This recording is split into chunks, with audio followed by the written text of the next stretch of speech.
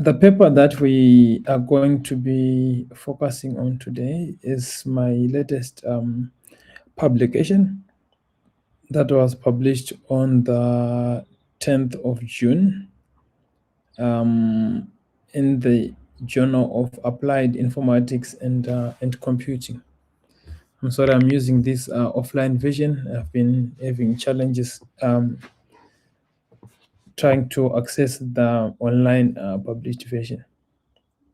Right. So maybe just a bit of background as to why this research and where did it all come from. So this was the research that I did for my undergraduate degree. I did this initial research in that was between November 2021 to July 2022. So that's when I was doing my final year for my undergraduate degree. So that was almost was COVID-19 was getting to a point where it was now normalizing and people getting to be comfortable with the new normal way of life. But we still needed a solution. There was no solution in place yet, and we still needed to have a solution. So as someone who has always been wanting to make impact in life and, doing things that has a significant outcome, I thought to myself, what is it that that I can do that can lead to a greater outcome? That if I look back after some time, I'll be like, wow, I did this, I did that. So this is the background that led me into doing this this program, this research, I mean. So when I was doing my undergraduate studies, I also had modules on bioinformatics and health informatics, and I found myself naturally enjoying those modules as compared to the other modules that I had in like policy informatics, geoinformatics, and the likes. So I embarked on this journey. I did my undergraduate degree and I finished and I completed and I graduated, right? But I did not have a plan to have this work published back then, right? But then as time went by, with my vision shaping up as to the career path that I wanted to take, with me by the time also working in the healthcare sector between 2020, 2021, 2022, I was working in the healthcare sector, just supporting the IT department. 2023, I moved to Eswatini. I was working also in the healthcare sector as a data analyst. I started developing interest within the field, and I was like, it reminded me of the research that I had done before that was just sitting somewhere in the shelves. And I thought, what if I develop this work further and put it out there? It will probably make a difference. So that's when I started the journey of working on this paper for publication. But coming back again, taking a step back as to how I chose this problem statement in the first place when I was doing my undergraduate. So as I was looking at things that were happening around concerning COVID-19, one thing that I discovered was that I was so invested during the time that I spent almost of my time researching about trends around the pandemic, things that are happening, latest developments around vaccine development by different organizations that were leading vaccine development during the time. And one thing that I was finding out was that the virus itself was mutating at a very fast rate. Mutation basically refers to a situation where the virus changes its form.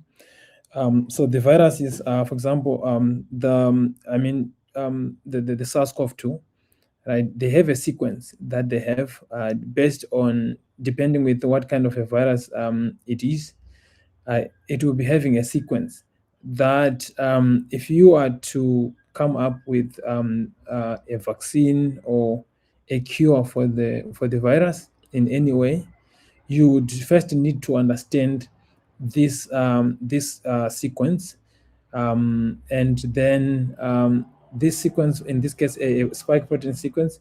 After understanding that sequence and study the pattern within the changes that are happening to that sequence as you come up with the cure, then you'll be able to anticipate in a way, or before if we even get to anticipation, just by merely understanding the sequence and the pattern that is taking, you'll be in a better position to design a vaccine or a cure that can kind of address these changes.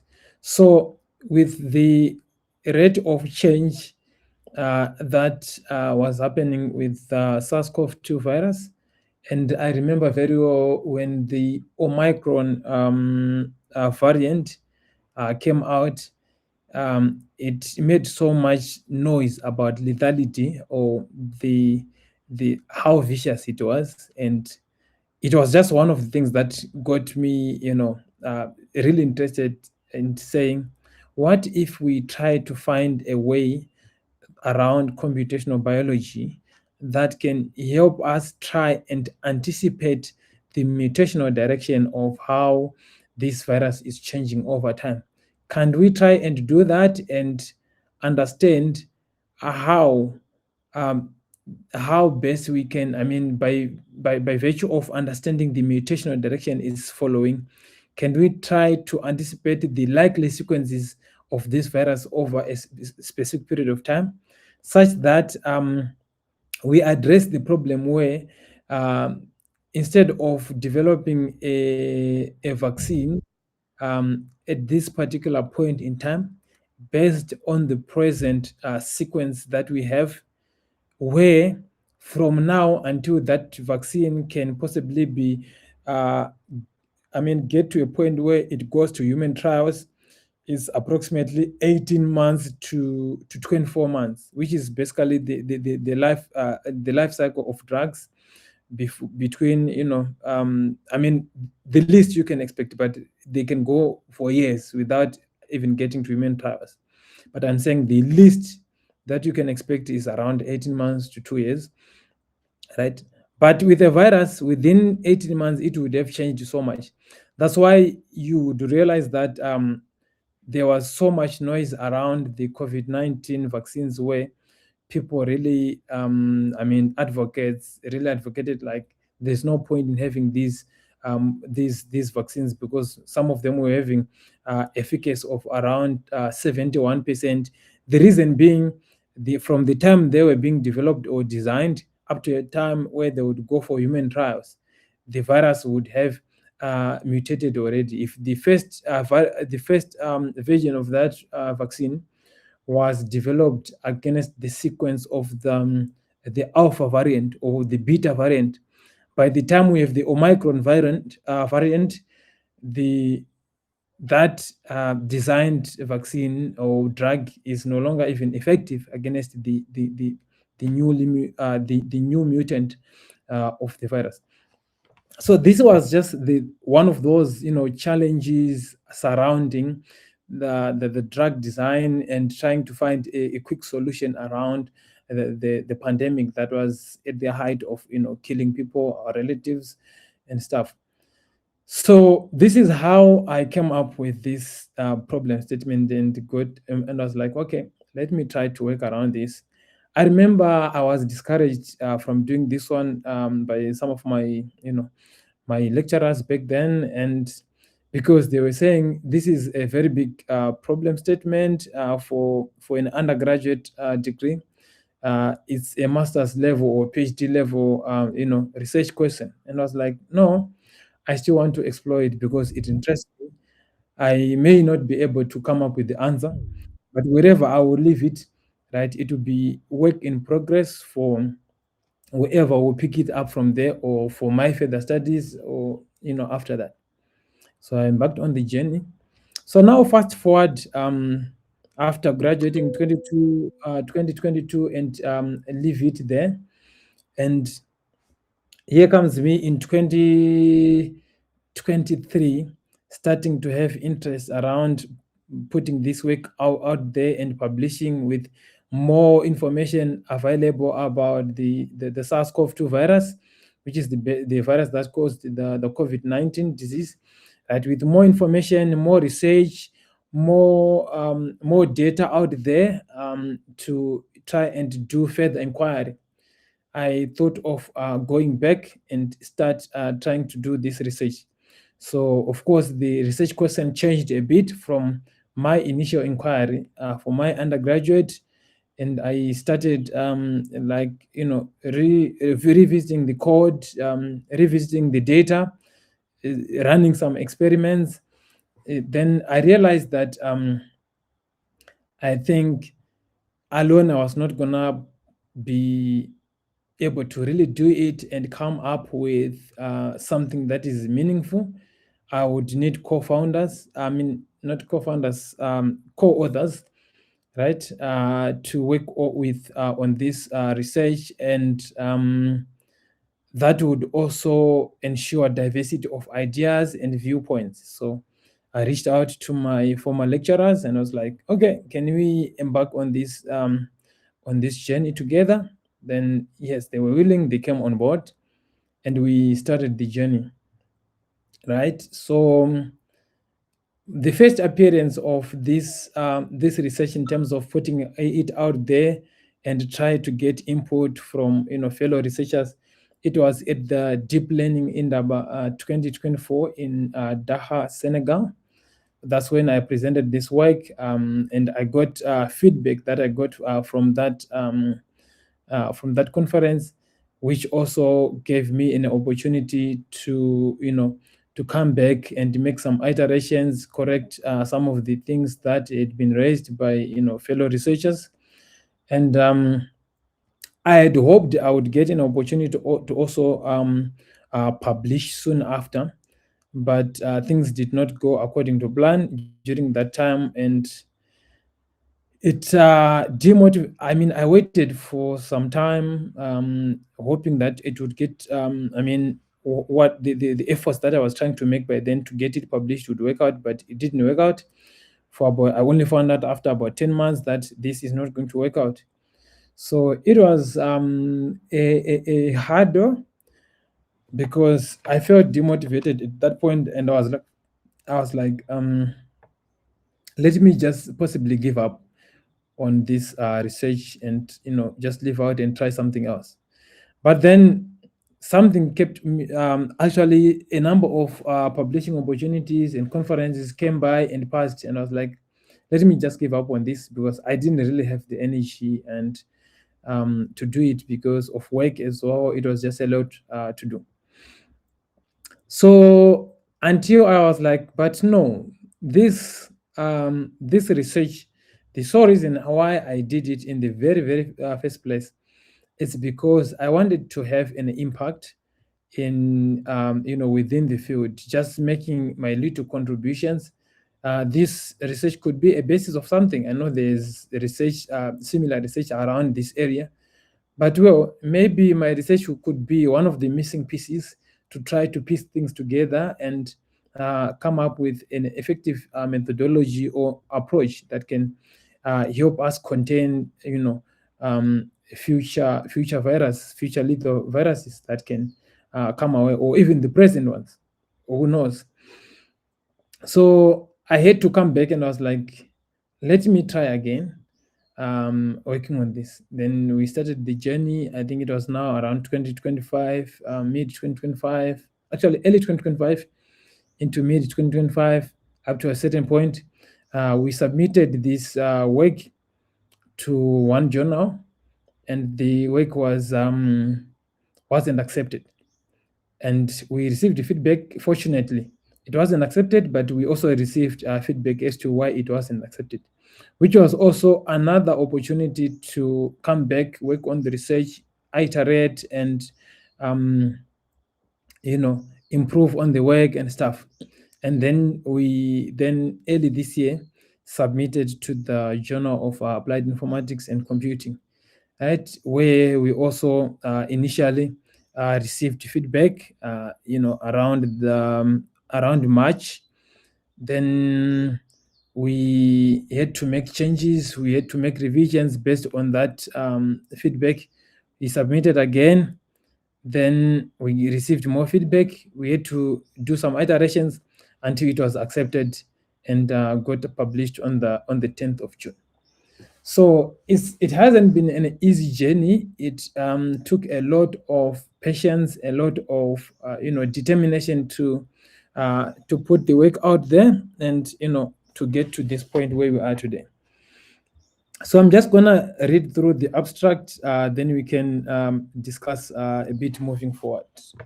So the abstract reads as follows. Modeling the evolution of biological sequences under temporal and probabilistic constraints remains a complex computational challenge.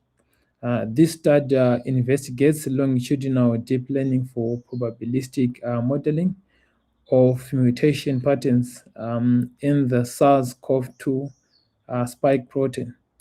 A stacked long short-term memory, or LSTM in short, network is trained on temporally ordered amino acid sequences to estimate residue level substitution probabilities and rank plausible future mutations.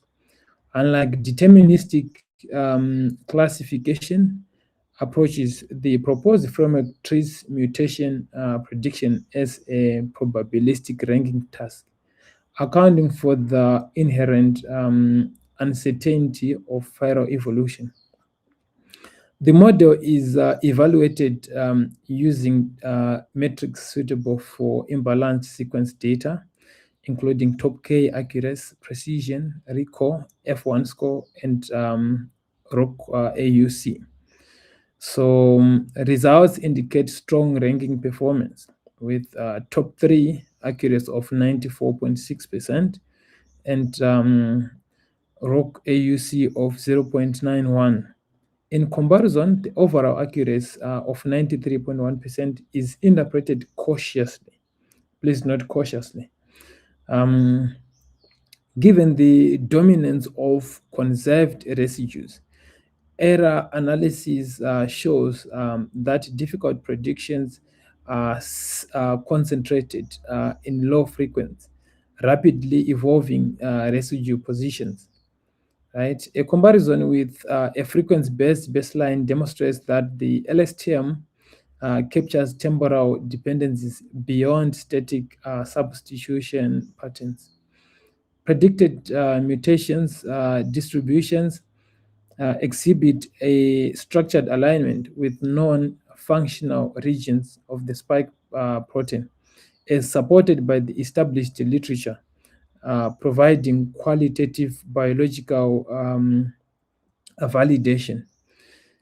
This study contributes a temporally structured and probabilistic framework for mutation modeling, emphasizing ranking-based evaluation and biologically contextualized interpretation. The findings demonstrate the feasibility of probabilistic mutation forecasting under controlled experimental conditions and provide a methodological foundation for future research on AI-assisted genomic surveillance. Right. So this is the abstract of the work. So just so that we just don't get maybe buried or end up focusing on the biological side of things. I'll touch a bit on that, but let me mostly touch on the deep learning side of things. So what you are simply saying here, there are so many methods that used to try and, lately, to try and anticipate the mutational direction of viruses, right? Some are deterministic, but when you say deterministic, we are simply more of saying there's more certainty. When we talk of deterministic, we make anticipation that is like more of certainties.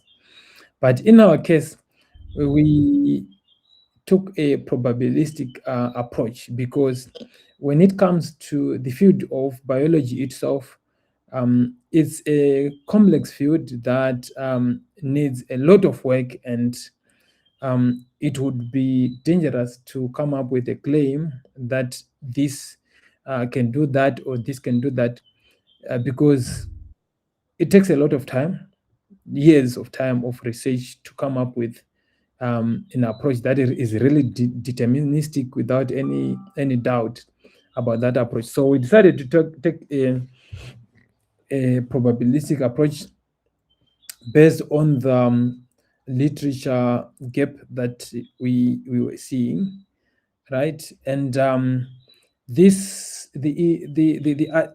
work is not an attempt to to come up with a deterministic answer that if we are to anticipate the mutational direction of viruses, here is the answer. But it was more like proving a concept of applying deep learning in terms of viral evolution prediction to see if we calculate the probability of a certain mutational direction, and can we test that concept under experimental conditions and validate that assumption, or validate that approach. So this has been the central point of this research, and we managed to prove this concept under experimental conditions with those results that I've just read in the abstract. But of course, like I mentioned earlier, such within research within the areas of medicine and biology has to be interpreted cautiously, because you can't really be certain and be so sure and make a claim, because at the end it takes a lot of time, it takes a lot of research, it takes a lot of expertise. So this was just a small contribution amongst within this vast field, where more work is needed to build upon this work, because as we're doing this work, we're building upon work done by other researchers. We made our inquiry, we came up with our findings, but it's just a small contribution towards also the massive work that needs to be done. And this could be, a starting point for someone else who wants to further inquire around this area. So maybe just going down, introduction. This is just basically talking about setting up the context, literature review, just looking at what other researchers have done and what are their findings, which is further strengthened in literature review, where we touched on viral mutation dynamics and computational model challenges, right? Which is also one of the reasons why we decided to focus on this. For example, if you read on this sentence that says the rapid evolution and adaptation of SARS-CoV-2 with the successive emergence of variants of concern, such as Alpha, Delta, Omicron, made it clear how easily it adapts to vaccine drives and community immunity, right? So we also touched on some work around artificial intelligence, applications in mutational prediction, We reviewed the literature around limitations of those existing tools that would make use of AI in terms of to predict viral mutation, right? We also touched on genomic surveillance. We also try and see. All this was in an effort to try and identify the gap that we could fit in. So you see, after all those inquiries and stuff, in response to these limitations, we tried to position this study at the intersection of temporal deep learning, probabilistic mutation modeling, and biologically informed validation, right? So, of course, we did some biological validation with our experiment, right? And like I mentioned, on some work that is out there, consider the mutation prediction of viruses as a static classification problem. But ours was an approach where we conceptualize viral evolution as a longitudinal process, leveraging the LSTM network to learn the dependencies across the chronologically ordered spike protein sequences, right? So we did that. We did look for the data. We're checking data from the GenBank repositories, the NCBI, right? So this diagram on the right, they just kind of show the architecture of the approach, where at first we chronologically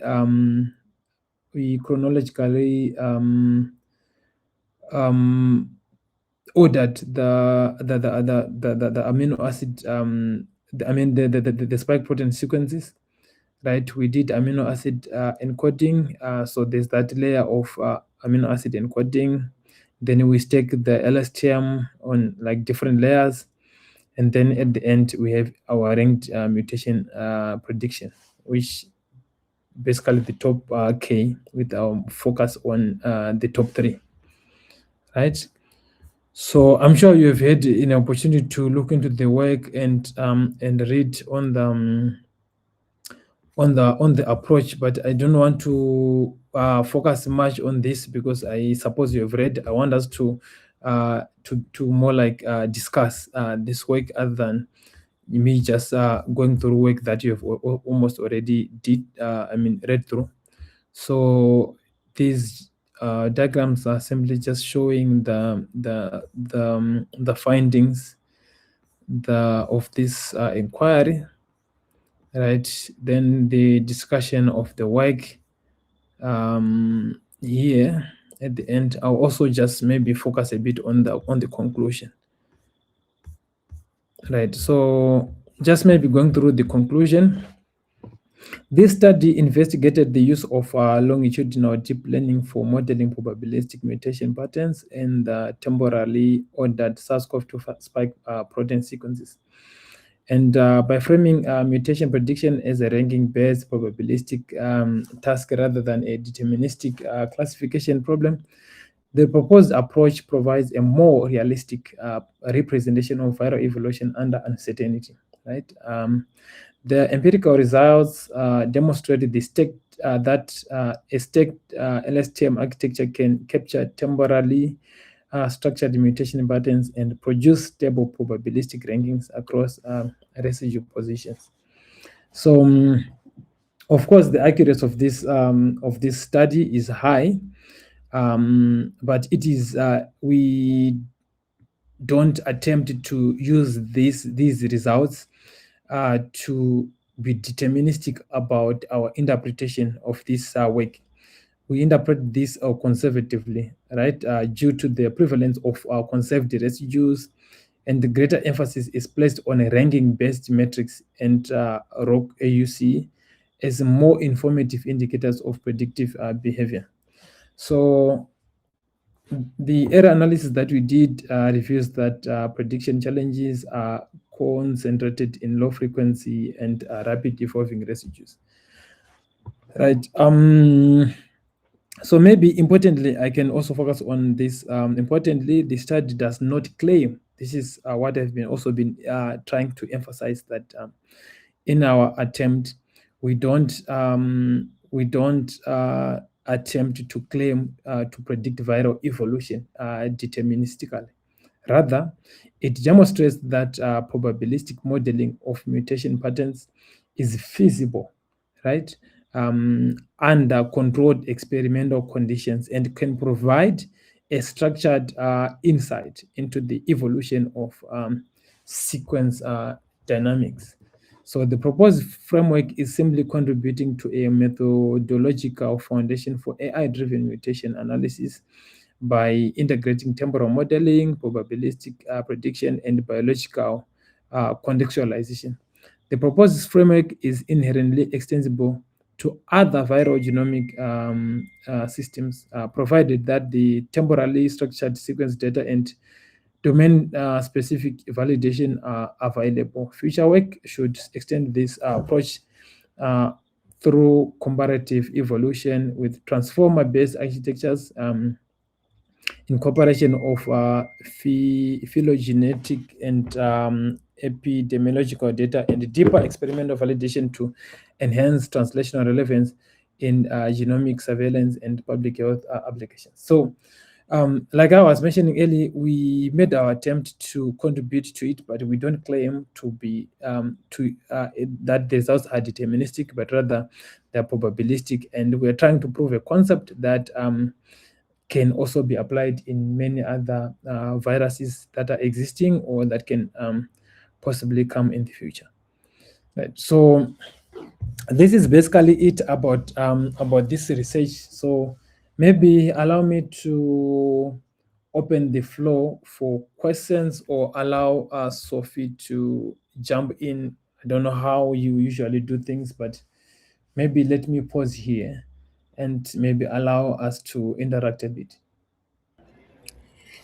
Yes, thank you very much, Robert, for the presentation. Your research journey is really inspiring. Following all those steps to publish this paper is really, really inspiring. I hope the other already read the paper. So if you have question, you can.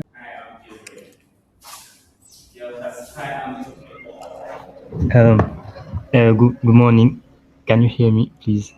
Yes, we Yeah. hear you. Oh, okay.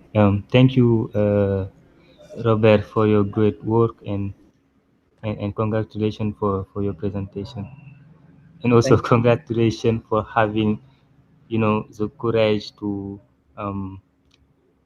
do such kind of work in a level of, undergraduate, because you mentioned it. thank So thank yeah, I was asking maybe why you choose an LSTM for this task instead maybe of more recent sequence models such as transformer or state space. Okay. Um, what will motivate the choice of the LSTM architecture? Okay, great. I get the question. So it's also a question that I got when I was presenting the work at Deep Learning Indaba in Senegal in 2024. So you'd realize that, of course, the transformer architecture came around 2016, 2017, but it wasn't that popular. I think the transformer architecture became a bit more popular around, I think, 2022 or so, with ChatGPT first version coming out and stuff. So you see that by the time I started the work, which was in 2021, the transformer architecture was not so popular, and the approach that looked more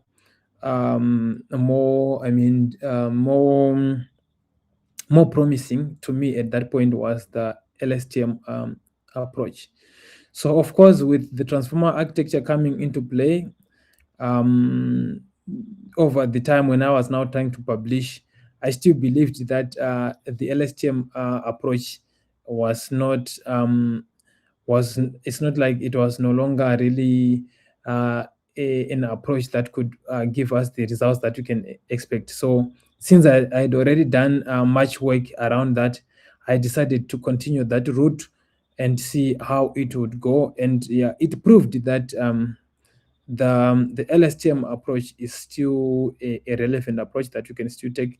I mean, yes, taking the transformer architecture is also another route that can be taken, but I still believed in the LSTM approach given the results that I was getting, so I decided to continue that route. But of course, I would encourage anyone who intend to advance on this work and around this field to also, explore the transformer architecture. And if I'm to advance also this work, definitely I will be trying the transformer architecture.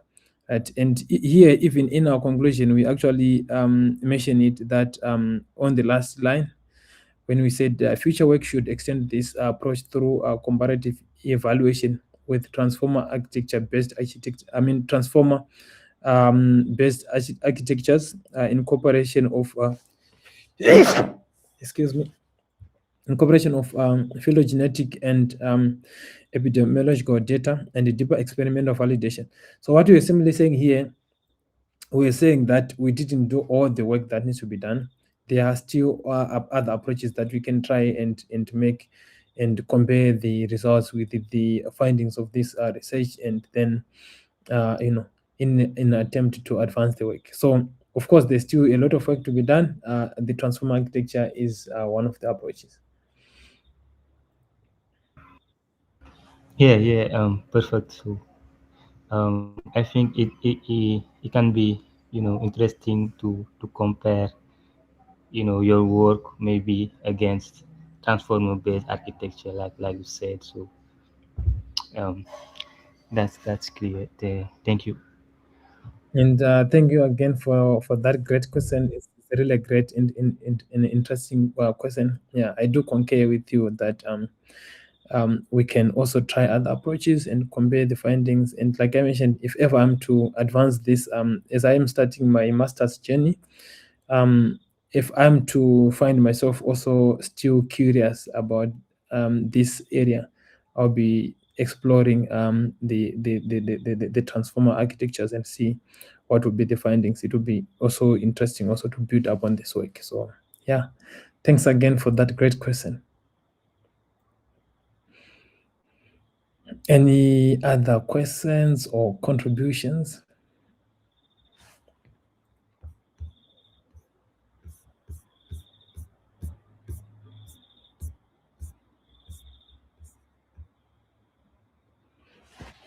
Any other questions? Maybe if you don't mind, maybe in the modeling part, um, can you come again maybe quickly how you did, which approach you choose maybe for splitting your data into training and testing set? Did you make sure that the future sequences um, was never used during the training? Okay, yeah. Now we did a bit of work. Actually, we did work around that in our data preparation. Let me try and go to that part. I hope I'll easily find the part where we did that. So this is the part, but the part that I want. Yeah, Then yeah, yeah. So this part, you see, we of course we did a bit of work first to try and process the data itself before we even feed it within the module, right? That is just checking the quality of the protein sequences that we have. Those that were incomplete, that had like some missing amino acids, we were dealing away with them. So yeah, so we also we did filter for quality and completeness, and we had also to order the sequences chronologically based on the like which sequence came first at what point, which one came last. Because in a way, this was trying to also make sure that, I think if you can see here, we mentioned it here, I think it also answers the question that you had. Like temporal dataset partitioning ensured that future sequences were not used during training, thereby preventing information leakage and establishing realistic evaluation of mutational and forecasting performance here. So in terms of our data size and the splitting that you also asked, our data at the end consists of 52,314 spike protein sequences, and these were spanning between January 2020 and June 2024. And we did all the alignment that is needed in terms of positional consistency and stuff. And our split, we took the 70% for training, 15% for validation, and 15% for testing. So that's how we split our data. So I hope that answers your question in terms of data preparation and preventing data leakage. Yeah, sure. Thank you.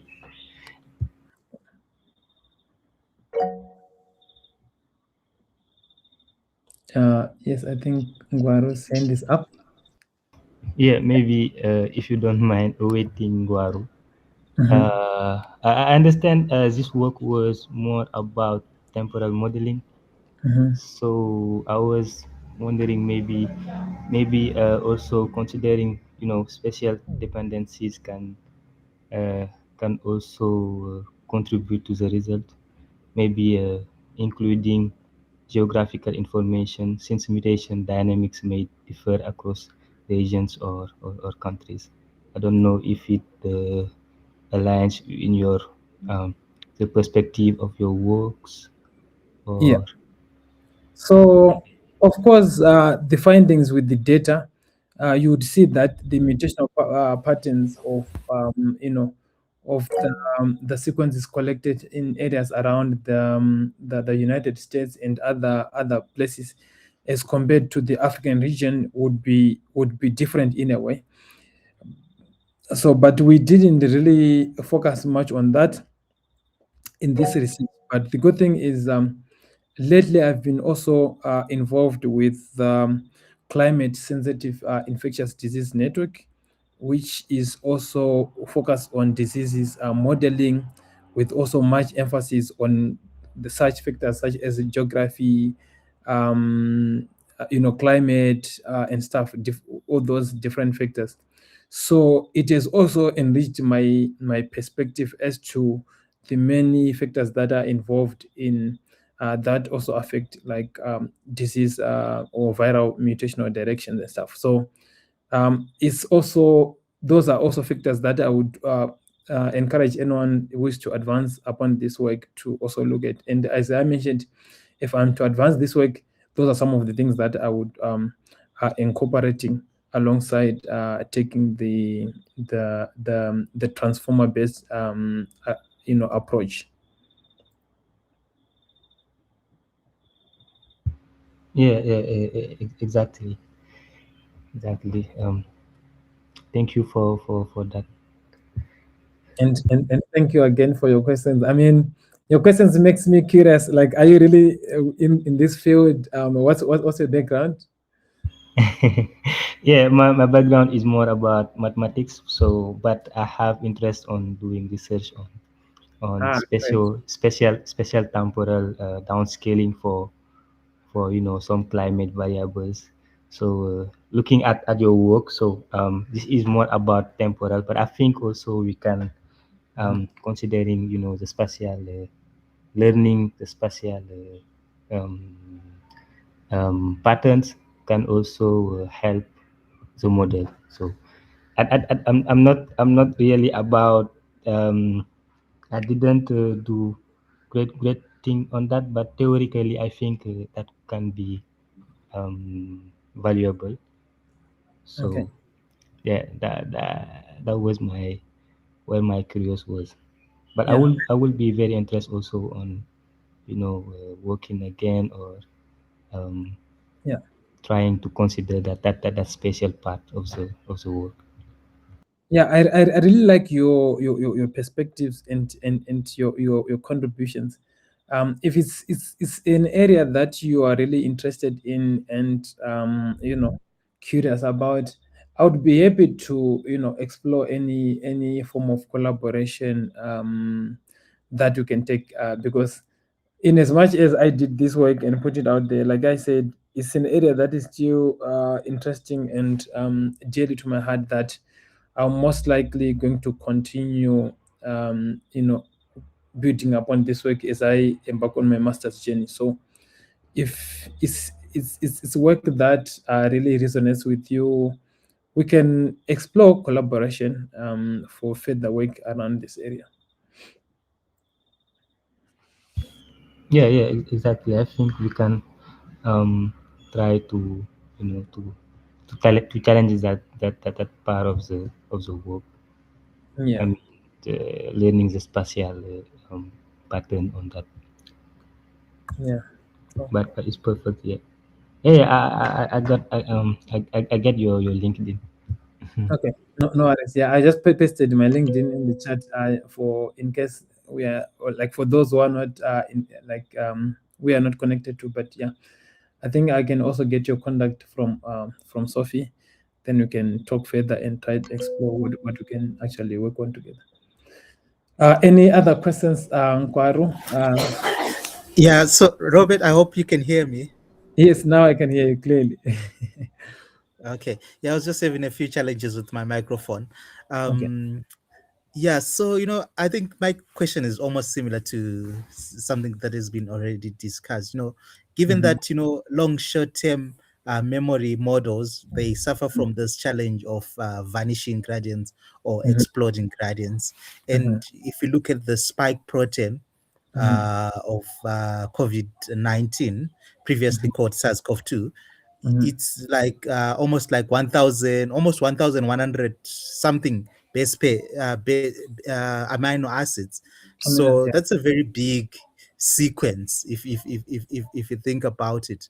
Mhm, And if we look at the formula you shared, mhm, it takes it in the previous sequence mhm, at time t, and mhm, then predicts uh, the amino acid at position I mhm, at time t+1. mhm, So, given that it's taken this big sequence, mhm, it probably will have some kind of impact mhm. on the prediction. So my question is, did you do any kind of feature engineering to try and shorten the sequence, or do anything to try and make it better, make the model better, or you just take the sequence as it is and you give it as those are the features which the model makes the prediction on? Okay. So we didn't. Then also, Okay. just to add it, that's why I guess the earlier speaker mentioned that then transformers are better, because then they have this ability to use long range dependencies to make a prediction. Yeah. Thank you so much for that question. I mean, it's a great question. It's a great contribution. Yeah, we didn't do a bit of, work around trying to maybe shorten the sequence, because in a way we thought it could possibly affect also the performance itself. So we really didn't do. We were just like, also as I mentioned, that we were also checking for completeness in our as we were doing our data preparation, data quality check. So we really took the full sequences. Anything that had some missing is missing and stuff, we really didn't do that, and we didn't try to do feature engineering to try to come up with maybe shorter sequence and stuff. We just took things as they are. And I do agree with you that the LSTM really suffer when the sequences tends to be longer, which is actually an advantage that the transformer architecture has. So yeah, I think it's an opportunity there to further this work. It's an opportunity that I'm also still interested in exploring and seeing. For anyone interesting, they're welcome. We can embark and start on that journey to try and take the transformer approach to try and see what will be the outcome of this. But I'm confident that the transformer model, the transformer architecture, will significantly come up with findings that we can that could be better than these findings. So we can build upon this work and further that using that approach. I do agree with you on that one. Yeah, But, thank you, Robert. Then also just to probe your mind, what I guess maybe because I was out a bit, maybe it's something that you're already discussing. But what do you think? Because there's COVID was just a problem that happened over maybe 3 years, and no one talks about COVID now. But in Africa, we've got this challenge of HIV, and HIV has been around for a long time. Initially, we didn't have any treatment. Now we have got treatment. But the biggest challenge with treatment is resistance, and this resistance to treatment comes because of mutations in the HIV protein, whether it's mutation of the protease or the reverse transcriptase, and it's a challenge we have. And I don't know what you think. Do you think similar models could be used in either research in silico or in clinical studies, or maybe further in the future they could actually be basis of choosing medication for patients? okay, yeah. Yeah, I really believe in the potential of these approaches in terms of I do agree with you. Like nobody talks about COVID now, but we still have long-standing problems that we've had, like with the likes of HIV and stuff. So we also mentioned a bit about it on this week, where we say fourth. This was our fourth like recommendation, where we said expanding the proposed framework beyond SARS-CoV-2 to other rapidly evolving pathogens, including influenza viruses, HIV, and emerging zoonotic threats, would provide a robust test of generalizability and scalability. So cross-pathogen evaluation may also review shared evolutionary patterns and pathogenic specific constraints, thereby contributing to the development of more universal mutational forecasting methodologies. So it might not be drag and drop, or not drag and drop per se, but fit and go approach, because of course the characteristics, or should I say the behavior of these viruses tends to be different in a way. But I think the underlying concept, or the underlying idea, can still be applied to these other viruses, HIV included.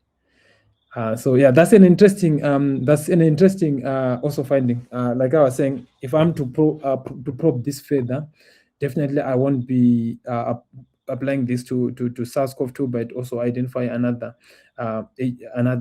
virus that I can try to apply the transformer architecture in, most likely HIV. Yeah. So that's really an interesting contribution. And I know you have so much background around work in HIV, so it's an area that we can also try to explore together and see if we can apply the same approach in HIV, and see what would be our findings. But it's an area that I'm still interested in and that we can explore. But yeah, thank you so much for the question and for the contribution.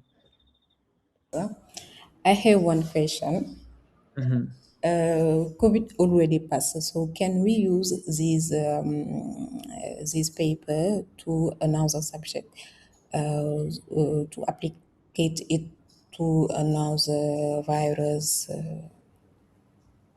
Yeah. So thanks so much for the question again. That's a great question. I think it's almost the same as the question that Ngwaro asked as well. So yeah, I still believe that the underlying approach is still the same.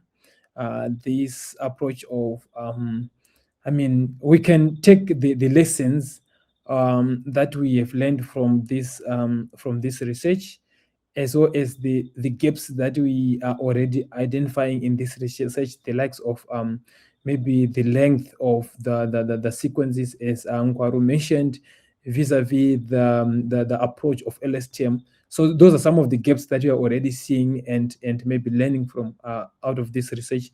So I think we can carry those lessons with us and try to use the same approach on a different virus other than the SARS-CoV-2, so that we focus on maybe viruses of concern at this particular point in time, or viruses that we anticipate to cause problems in the future. So yeah, so the short answer is I think we can still rely on this approach in applying it in other viruses.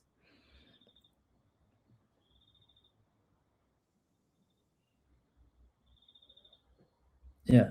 I see your hand is up, Sophie. If you want to say something.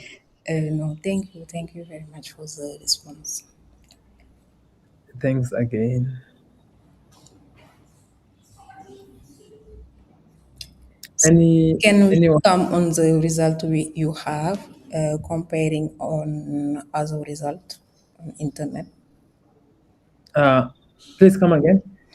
Can you come on the result you have comparing to others we have in internet in other research? Yes.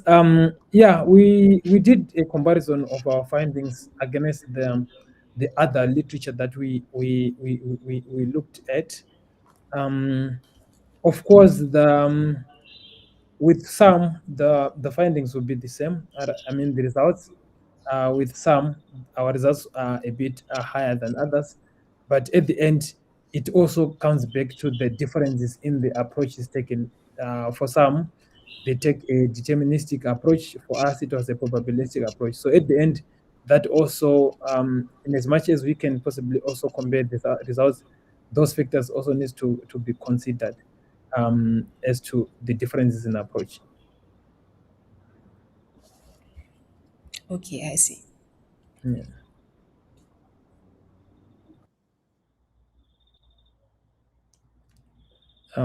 Any other contributions, questions?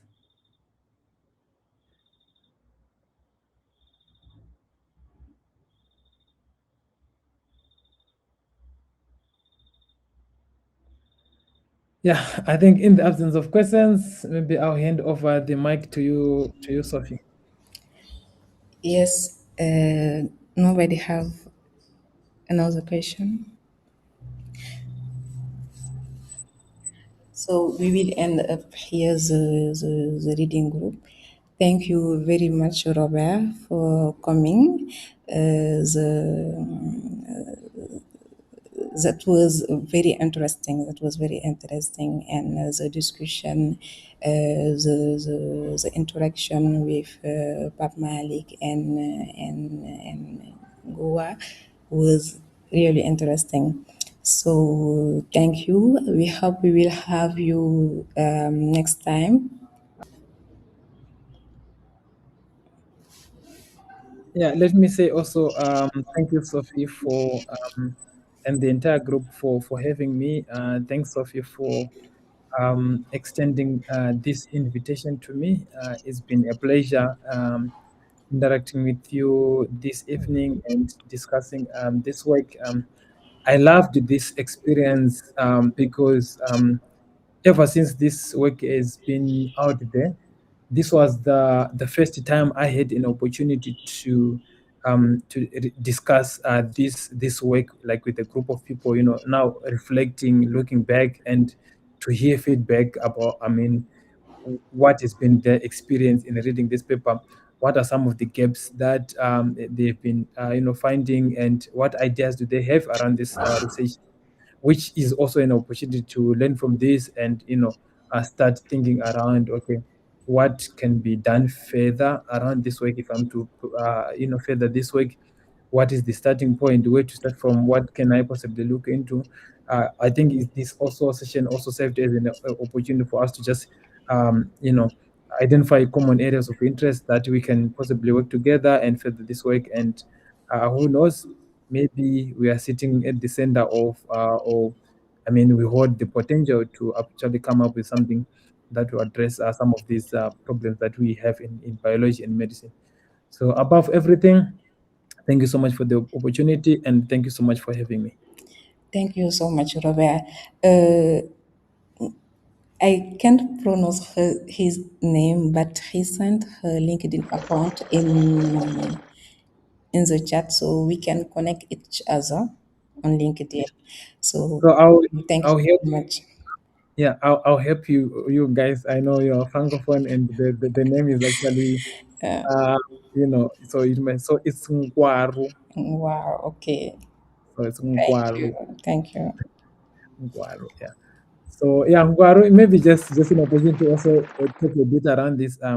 So with Ngwaru, I was actually surprised to see him here, but we worked together for about 2 years when I was based in Eswatini. We worked together there, and yeah, it's been interesting, and I mean interacting with him here and seeing him here. I was happy to see him here because I mean I've had an opportunity to work with him, interact with him. I know he's someone who I mean takes his time, I mean, and passionate about this area, and I know that I knew that I would expect great lessons from him around this area. So I was happy and to see him here, but I knew that at the end our discussion and our conversation would be great, with different perspectives and the likes. So thanks, Ngwaru, for coming, and thanks everyone for coming. And over back to you, Sophie. Thanks for the invitation. Thanks, I Robert. yeah. See Thank you so you much, later and good. Yeah, on next paper reading. thank you so much.